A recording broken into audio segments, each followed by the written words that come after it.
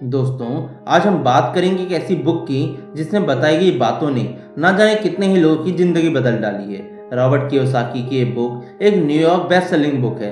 मैं रिकमेंड करूंगा कि आप सभी को ये बुक जरूर पढ़नी चाहिए, पर अगर किसी कारण या समय के अभाव की वजह से आप ये बुक नहीं पढ़ पाते हैं तो इस वीडियो को लास्ट तक जरूर देखें। मैं इस वीडियो के माध्यम से क्विकली इस बुक की 5 मुख्य लर्निंग्स आपके सामने रखूंगा। रॉबर्ट कियोसाकी ने यहाँ अपने 2 डैड के बारे में बताया है। एक है रॉबर्ट कियोसाकी के रियल फादर, जो काफ़ी पढ़े लिखे और हार्डवर्किंग हैं और एक कॉलेज में प्रोफेसर भी हैं, पर फिर भी फाइनेंशियली मजबूत नहीं है, इसलिए वो इन्हें इस बुक में पुअर डैड कहते हैं। दूसरे हैं रॉबर्ट के दोस्त माइक के फादर, जो वैसे तो केवल 8वीं पास हैं, बट फिर भी वो शहर के सबसे अमीर बिजनेसमैन में से एक हैं, जिन्हें रॉबर्ट इस बुक में रिच डैड कहते हैं।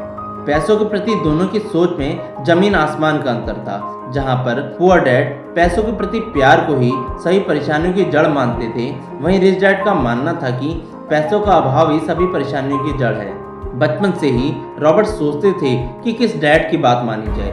पुअर डैड हमेशा कहा करते थे कि हम ये नहीं ले सकते, वो नहीं अफोर्ड कर सकते, पर वहीं रिच डैड रॉबर्ट को इस लाइन का इस्तेमाल करने से ही मना करते थे। उनका मानना था कि इसके बदले हमें अपने आप से सवाल करना चाहिए कि कैसे हम इस चीज़ को ले सकते हैं। उनका कहना था कि जब हम अपने आप से सवाल करते हैं तो हमारा दिमाग उस परेशानी पर काम करने लगता है और नए रास्ते खोज ही लेता है।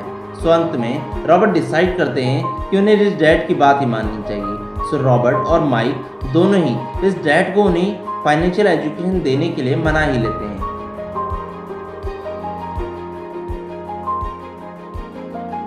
इसमें वो बोलते हैं कि हमारा एजुकेशन सिस्टम कुछ ऐसा है जो हमें केवल नौकर बनना सिखाता है। हमसे कहा जाता है कि खूब पढ़ोगे तो अच्छे मार्क्स मिलेंगे, अच्छे मार्क्स होंगे तो अच्छी नौकरी, अच्छी सैलरी और आलीशान शादी। वो हमें पैसे के लिए काम करना तो सिखाता है, लेकिन ये नहीं सिखाता कि पैसा हमारे लिए कैसे काम कर सकता है। दरअसल ग्रेजुएट होने के बाद भी हमारी फाइनेंशियल नॉलेज जीरो ही रहती है, जिससे हम एक अच्छी नौकरी और सैलरी होने के बाद भी कभी फाइनेंशियली इंडिपेंडेंट नहीं बन पाते। हमेशा महीने के आखिर होते होते हमारी सैलरी खत्म हो जाती है और नेक्स्ट मंथ से फिर वही 9 to 5 की रैट रेस स्टार्ट। हम हमेशा इसी चक्रव्यूह में फंसे रहते हैं। हम इस चक्रव्यूह से बाहर निकलना भी चाहते हैं, पर अपने मन के डर, जिम्मेदारियों के बोझ और सही फाइनेंशियल एजुकेशन ना होने के कारण कभी बाहर नहीं निकल पाते। तो रॉबर्ट कहते हैं सबसे पहले तो हमें अपने मन के डर और सेल्फ डाउट पे काबू करके कुछ ऐसा काम करना है जिससे हम इस रैट रेस से बाहर आ जाएं। वो पुरानी कहावत है ना, पैसा ही पैसे को खींचता है। सो हमें भी कुछ ऐसा करना है जिससे हमारा पैसा हमको कमा कर दे। दोस्तों, वॉरेन बफे भी कहते हैं if you can't earn money while you sleep you have to work till you die. मतलब अगर हम सोते हुए भी पैसा नहीं कमा सकते हैं तो हमें मरते दम तक काम करना ही पड़ेगा। तो दोस्तों, आज से केवल हमें काम ही नहीं करना, बल्कि हमें अपने पैसे को भी काम पर लगाना है। रॉबर्ट यहाँ पर फाइनेंशियल एजुकेशन बढ़ाने के लिए असेट एंड लायबिलिटी का कॉन्सेप्ट समझाते हैं। असेट वो चीज़ें हैं जो आपकी जेब में पैसा डालती हैं, जैसे real estate, rent, stocks, bond etcetera. और लायबिलिटी वो चीज़ें हैं जो आपकी जेब से पैसा निकालती हैं, जैसे home loan, credit card loan, vehicle loan etcetera. आसान शब्दों में कहें तो असेट वो चीज़ें हैं जो आपको रुपए कमा कर देती हैं, और लायबिलिटी वो चीज़ें हैं जो आपसे रुपए खर्च करवाती हैं। तो दोस्तों, अगर हमें फाइनेंशियली इंडिपेंडेंट बनना है तो हमें अपना एसेट वाला कॉलम स्ट्रॉन्ग करना पड़ेगा। जब हमारा एसेट वाला कॉलम स्ट्रॉन्ग होकर हमें हमारे मंथली एक्सपेंडिचर के बराबर इनकम देना स्टार्ट कर देगा, उस दिन हम अपने आप को फाइनेंशियली इंडिपेंडेंट मान सकते हैं। अमीर और गरीब का अंतर आप उनकी बैलेंस शीट में एसेट एंड लायबिलिटी के अंतर को देखकर समझ सकते हैं। जहां अमीर लोग अपनी इनकम का एक बड़ा हिस्सा बिजनेसेस, स्टॉक्स, रियल एस्टेट और बॉन्ड में इन्वेस्ट करने में लगाते हैं, जहां से उन्हें इनकम मिलती रहती है, वहीं गरीब लोग सैलरी या इनकम बढ़ते ही अपने खर्च भी बढ़ा लेते हैं। वो एसेट्स की जगह अपने लिए लायबिलिटीज़ खरीदते हैं, जैसे कि आलीशान घर के लिए होम लोन, अपनी लग्जरी पे खर्च करने के credit card loan, car loan etcetera.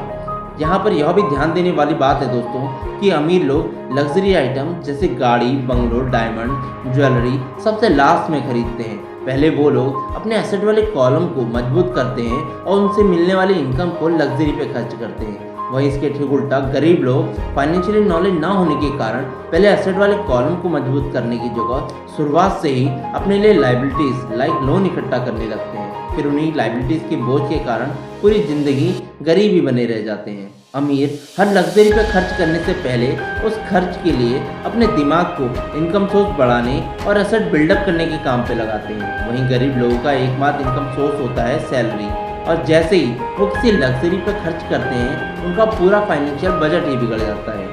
दोस्तों, आपने नोटिस किया होगा कि जिन गरीब या मिडिल क्लास लोगों की लॉटरी लगती है, कई बार वो भी फाइनेंशियल नॉलेज ना होने के कारण एसेट बढ़ाने की बजाय अपने खर्चे बढ़ाते रहते हैं और अंत में फिर से उसी स्थिति में पहुंच जाते हैं जहां से उन्होंने शुरुआत की थी। तो यहाँ पर इनकम प्रॉब्लम नहीं है, प्रॉब्लम है फाइनेंशियल मैनेजमेंट कि किस तरह से आप उन पैसों का यूज़ कर रहे हैं। तो दोस्तों, यहाँ रॉबर्ट बताते हैं कि हमें एसेट और लायबिलिटी की अच्छे से समझ होनी चाहिए और अपने करियर के शुरुआती दिनों में हमें एसेट खरीदने पर ध्यान देना चाहिए, ना कि लायबिलिटीज़।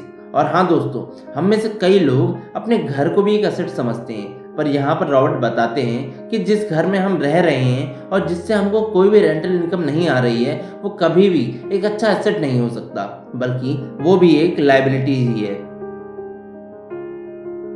इस लाइन का मतलब यह नहीं है दोस्तों कि हमें जॉब छोड़कर बिजनेस ही करना चाहिए, बल्कि यहाँ रॉबर्ट बताते हैं कि कोई भी आम सी जॉब करने वाला इंसान कोई भी दूसरा ऐसा काम कर सकता है जो इसकी इनकम को बढ़ा सके। हमें कभी भी किसी एक इनकम सोर्स पर डिपेंड नहीं रहना चाहिए, बल्कि कई अल्टरनेट इनकम सोर्स बनाने चाहिए। और ऐसा हम अपनी जॉब करने के साथ साथ कुछ रुपए सेव करके उन रुपयों को किसी ऐसे बिजनेस में इन्वेस्ट करके कर सकते हैं जो आपको पैसा कमा कर दें और आपकी सेकेंड इनकम का सोर्स बन जाए। इस बात को समझने के लिए हम दुनिया की सबसे बड़ी फास्ट फूड चेन मैकडोनल्ड्स के फाउंडर रैक रॉक का एग्जाम्पल ले सकते हैं। अगर हम में से किसी से पूछा जाए कि रैक रॉक कैसे पैसा कमाते हैं, तो हम में से लगभग सभी का यह जवाब होगा दोस्तों कि फास्ट फूड बिजनेस से। लेकिन असल में रैक रॉक का मुख्य बिजनेस फास्ट फूड नहीं बल्कि रियल एस्टेट है, क्योंकि मैकडोनल्ड को ग्रो करते करते रैक रॉक आज पूरी दुनिया के सबसे बड़े रियल एस्टेट ओनर बन चुके हैं। यानी फास्ट फूड का बिजनेस करते करते आज उन्होंने रियल एस्टेट का ऐसा बड़ा एम्पायर खड़ा कर दिया है जो उन्हें सबसे ज़्यादा पैसे कमा कर देता है। और इसी तरह एक आम इंसान भी अपने जॉब के साथ साथ कुछ ऐसे एसेट्स और सोर्स ऑफ इनकम क्रिएट कर सकता है जो उसको पैसे कमा कर दें।